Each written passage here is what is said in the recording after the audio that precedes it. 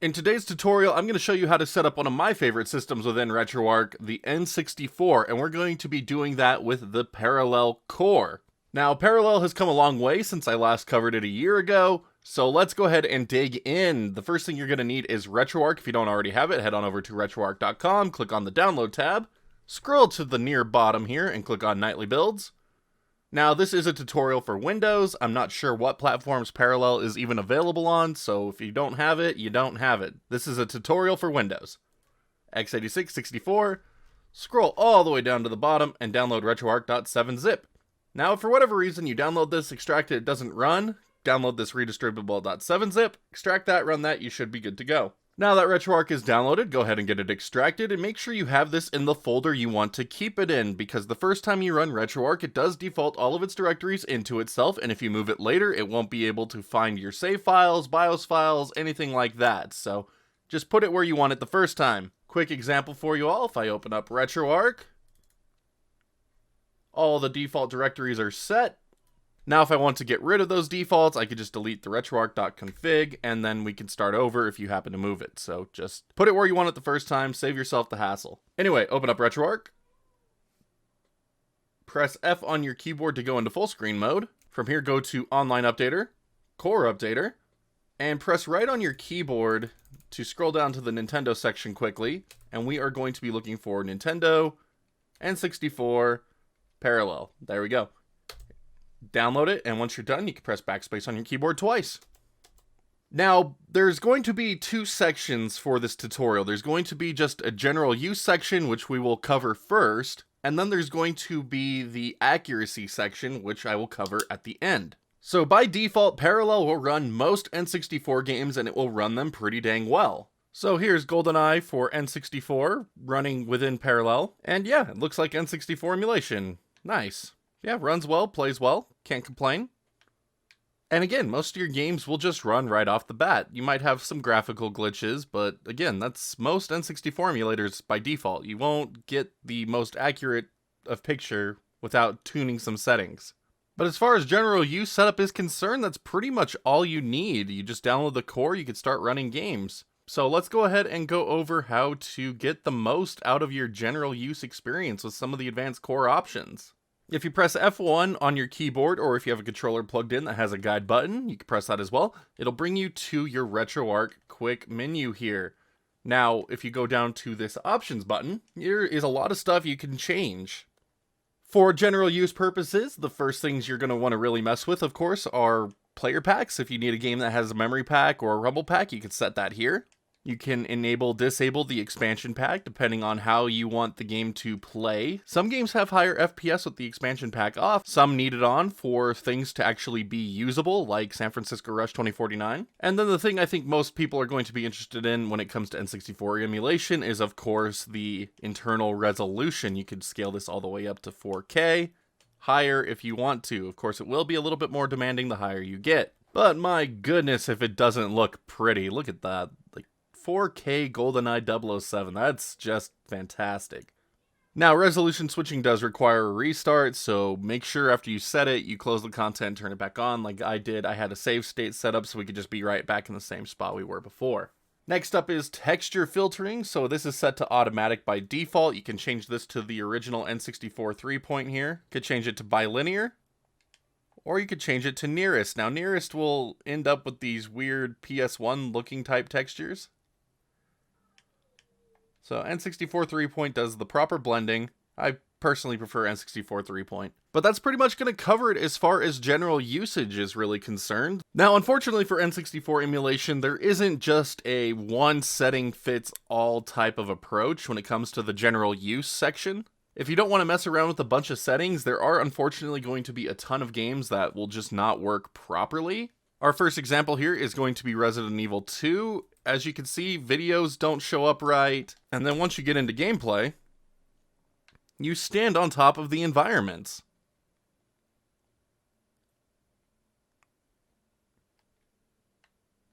In Pokemon Snap, you cannot take pictures of the Pokemon. It won't register them correctly. You can't actually complete or play the game like this.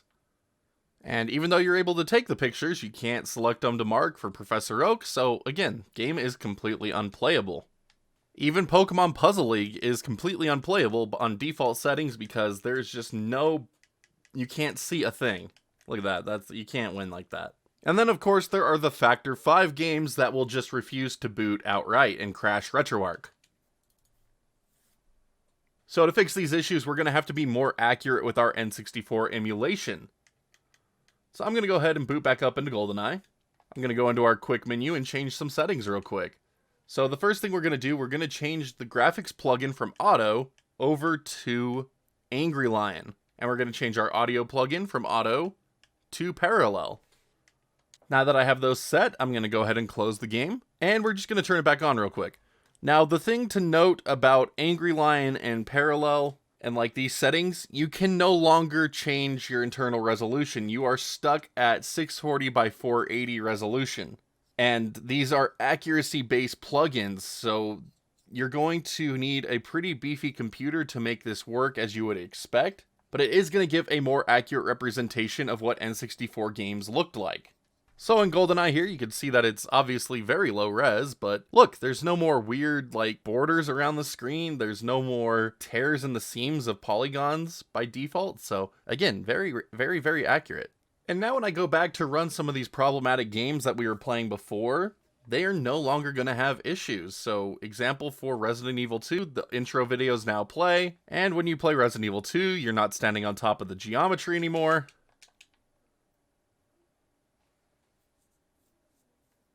Pokemon Snap does work, but you do end up with some weird menu glitches. Not sure what those are about, but hey, you can actually take pictures of the Pokemon now, so the game is playable. You might experience some lag, but hey, the game works. That's really all that matters at this point. And you could go in and actually mark them for Professor Oak.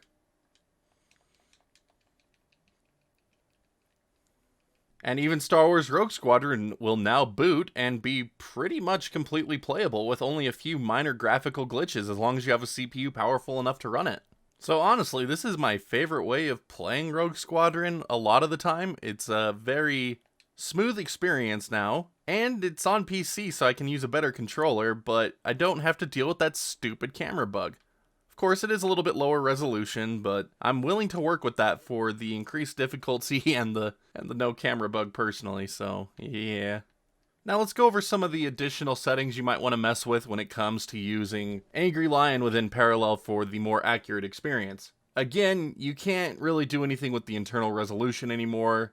That's just not gonna work. You can still mess with the texture filtering. You can change between bilinear, nearest, and 3-point. But for Angry Lion specifically, you can actually enable and disable some of the N64's video processing. So by default, filtered is on. This is trying to make it look exactly like it would on a real N64. If you don't want all of the N64's force filtering, you can actually choose some of the ones you want yourself. You could have just anti-aliasing and blur. You could have anti-aliasing and de-dithering. You could have pure anti-aliasing only, or you could just have it unfiltered completely. So AA plus blur, AA plus de-dithering, AA only, unfiltered. See, when we have the unfiltered image, those weird borders come back, so I'm not a big fan of unfiltered myself. But this one will be personal preference mostly. There are some cool things about this. You can actually see the depth masking going on here. Like, this is pretty neat. Like, it's all in grayscale, but like, that's just, I don't know. Something about it looks pretty cool and haunting to me. I like it. And then you also have like wireframe of different vertices here. Like, it's interesting stuff. Now, one of the greatest things about Angry Lion is that it has gotten multi-threading support, so if you have a CPU with a ton of cores, you can actually utilize those now. Higher IPC and clock speeds is still going to win out over having more cores, but it does help. So even for those of you that have insane multi-threaded processors, you should see a benefit to this now. So you can leave this on all threads by default. There's really no reason to change it, but you can also manually select how many threads it will run on if you so desire. Now, the next option is kind of important. There's this threaded sync level between all of your processor threads. By default, this is on low. That works with almost all games, but there are some exceptions where it doesn't work. So if you're trying to play StarCraft 64, not sure how many of you out there really care for StarCraft 64 like I do, but if you try to play it, it ends up looking like this. There's all kinds of weird stuff happening on the screen. And that comes down to that multi-threaded sync level. If we change this up to high to make it more accurate, that problem goes away. But it is severely more demanding and doesn't work in a lot of titles. It'll make them start lagging really badly if you don't have a really high-end processor. So it works great for StarCraft because, I mean, this is a 2D game. You're not going to run into many issues with it. This is also needed for Conquer, and that can be pretty demanding in that game. On this computer, it works fine. On my other N64 emulation computer, it doesn't run as well, but Conquer's one of those games where you can kind of get away without using Angry Lion in the first place, so N64 emulation does require a lot of setup to figure out what works for your particular needs for that particular game. If you do have a game that needs a pretty specific setup, you can actually save the game overrides by clicking this Create Game Options file. So now anytime that I load up StarCraft 64, it's going to load these settings how they are now. And then I could do the same for any games I'm not going to be using Angry Lion on or anything like that. So make sure you use this as your go-to tool for game-specific settings because, again, N64 emulation, there is no one-size-fits-all setting that will work for everything, unfortunately. But before we send you on your way, let's go over how to make a playlist for your N64 games real quick. So back on your RetroArch main menu, you can click on the Show Desktop menu. Press OK here. Over in this right-hand space here, we can right-click, New Playlist, type in Nintendo, space Nintendo 64. And that gives us a 64 playlist entry complete with console. Go ahead and select that, and right-click over here, Add Folder. Browse to where your N64 games are stored. Mine are on the desktop for demonstration purposes. Select the folder, Core, Parallel, Database, Nintendo 64. Press OK, and it will bring up all of the games that you had in that folder. Now, if you want to pretty up this playlist a little bit more with box art, you can right-click the playlist entry over here, download all thumbnails, this playlist. Now, for this to work, your games do need to be named a specific way. If they don't have that right naming, this downloader will not find thumbnails, box arts, anything like that. So for me, it looks like all my games are named properly, so it was able to find box arts for all of my titles. Except for GoldenEye. My GoldenEye is not named right. So what I like to do in that case is head on over to GameFAQs, search for the game in question, and head over to their media section because they have wonderful user-uploaded images, including box arts. So I'm just going to go ahead and download the GoldenEye box art here, save it to my desktop, make sure I have GoldenEye selected in the playlist, and then I'm going to drag the thumbnail over to this area that says box art. And there we go, now GoldenEye has box. Now to get this playlist to show up within RetroArch, just close it down, start it back up. Now over on the left hand side of the screen, there is a nice Nintendo 64 playlist entry here. And then it even has little cart pictures and everything, and then box art show up over on the right if you have them selected. And then to play a game, you just need to click on it, click on Run. So even though N64 emulation has come a long way, it does still require some setup. For those of you that want to be able to use upscaling, you will need one set of settings if you want to be able to play most games accurately, and if you want to be able to play other games, you are going to need to use the Angry Lion plugin, which will be more demanding.